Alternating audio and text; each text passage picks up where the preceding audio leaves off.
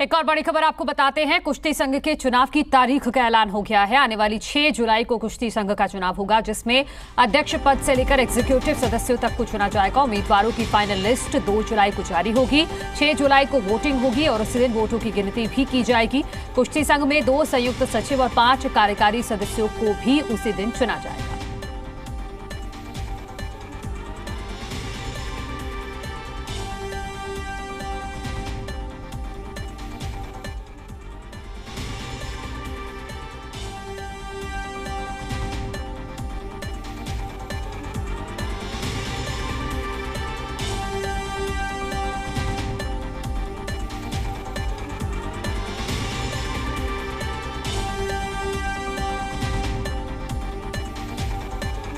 WFI चुनाव का ऐलान कर दिया गया है। 19 जून नामांकन की आखिरी तिथि है। 22 जून को सूची तैयार कर प्रदर्शित की जाएगी। 23 जून को नामांकन दाखिल करने की तिथि है और इसके अलावा फिर 27 जून को नामांकन प्रदर्शन होगा। इसके बाद 28 जून को नामांकन पत्रों की जांच की जाएगी, स्क्रूटनी होगी। 2 जुलाई को अंतिम सूची प्रदर्शित की जाएगी। 6 जुलाई को मतदान है और उसी दिन काउंटिंग भी है और उसी दिन नतीजे भी आ जाएंगे। अध्यक्ष, वरिष्ठ उपाध्यक्ष, उपाध्यक्ष और महासचिव पद के लिए कोषाध्यक्ष, 2 संयुक्त सचिव, 5 कार्यकारी सदस्य के लिए ये चुनाव होना है।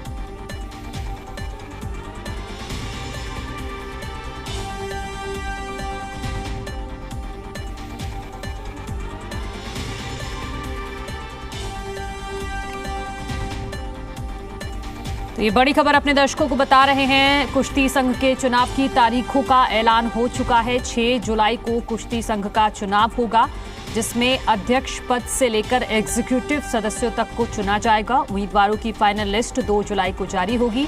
6 जुलाई को वोटिंग है, उसी दिन काउंटिंग है और उसी दिन नतीजे भी आ जाएंगे। डेप्यूटी एडिटर विनोद लामा इस वक्त हमारे साथ जुड़ गए इस खबर पर बातचीत करने के लिए। विनोद, 6 जुलाई को कुश्ती संघ का चुनाव है, क्या इसको इस बात से जोड़कर देखा जा सकता है कि पहलवानों का मुद्दा जिस तरह से उठ रहा था और कहीं ना कहीं बात चुनावों को लेकर भी हो रही थी?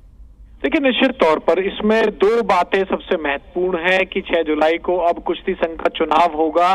कुश्ती संघ की कमान किसके हाथ में जाती है? आधी लड़ाई, मिसबिहेवियर, गंभीर आरोप हैं और जिस तरह के यौन शोषण संबंधित तमाम जो आरोप लगे हैं भारतीय कुश्ती संघ के जो चीफ हैं WFI के। और लेकिन महत्वपूर्ण ये है कि इस पूरे मामले के बाद भारतीय कुश्ती संघ की जो कमान है किन हाथों में जाती है, क्योंकि आपको याद होगा लास्ट जो मीटिंग हुई है पहलवानों की खेल मंत्री अनुराग ठाकुर के साथ, उसमें साफ तौर पर यह भी कहा गया था, एक वन ऑफ द डिमांड्स है, एक मांग के तौर पर इसे कहा जा सकता है कि पहलवानों की तरफ से ये भी कहा गया था उस मीटिंग में कि जो भारतीय कुश्ती संघ का जो नया अध्यक्ष बने एक महिला बने।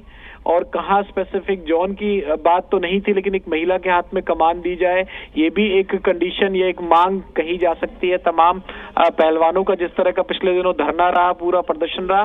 तो महत्वपूर्ण इस तरीके से हो जाता है कि इस जो भारतीय कुश्ती संघ के जो इलेक्शन में कौन कौन से जो नाम है, चेहरे हैं, अपनी दावेदारी ठोकते हैं। पूरी डिटेल हम लगातार दर्शकों को दिखा रहे हैं कि किस तरह से स्क्रीन पर कौन सी तारीख को क्या नॉमिनेशन और क्या तमाम प्रक्रियाएं होंगी।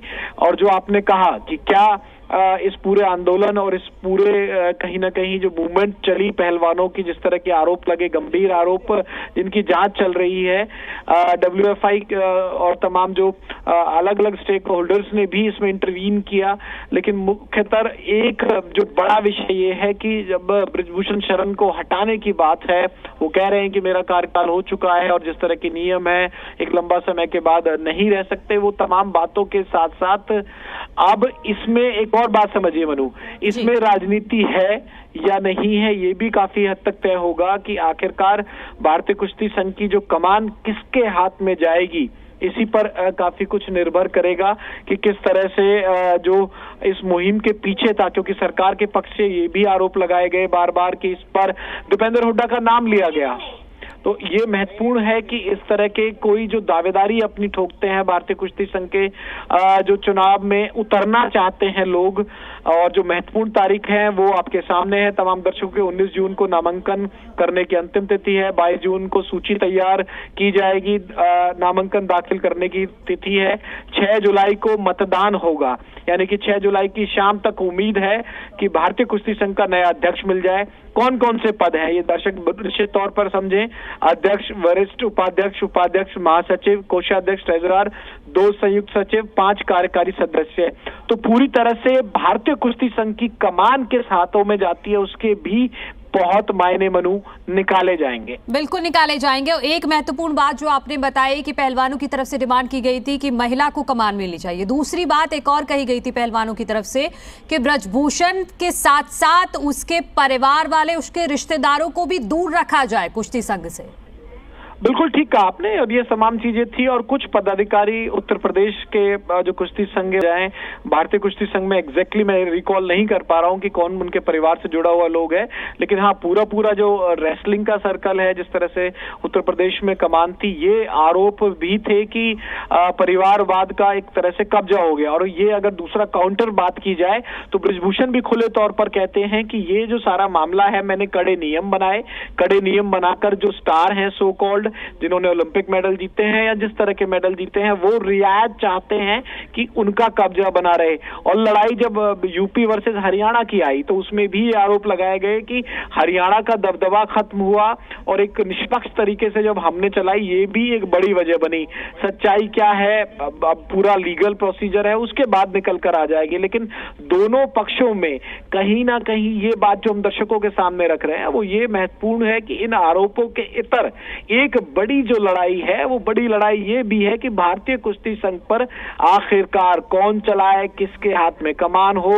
दीपेंद्र हुड्डा का जिस तरह से तमाम नाम लिया इन लोगों ने, और ये भी कहा कि इन पहलवानों का पहलवानी करने का मन नहीं है, ये तो इस पूरे संघ पर कब्जा चाहते हैं। तो इस तरह के आरोप प्रत्यारोप भी दोनों तरफ से लगे। इस वजह से ये खबर भी महत्वपूर्ण है और इस खबर पर लगातार नजर रखना भी दिल्ली, एनसीआर, हरियाणा सहित जो तमाम इस आंदोलन को तमाम दर्शक देखते रहे होंगे, उस लिहाज से भी इस इलेक्शन की, भारतीय कुश्ती संघ के चुनावों की तारीख और इसमें जो नॉमिनेशन आएंगे, जो दावेदारी आएंगी, ये खबर इसलिए भी और महत्वपूर्ण हो जाती है। बिल्कुल विनोद, इस पर लगातार हम नजर बना के रखेंगे क्योंकि उम्मीदवारी से काफी कुछ क्लियर हो जाएगा। बहुत शुक्रिया आपका तमाम जानकारी के लिए।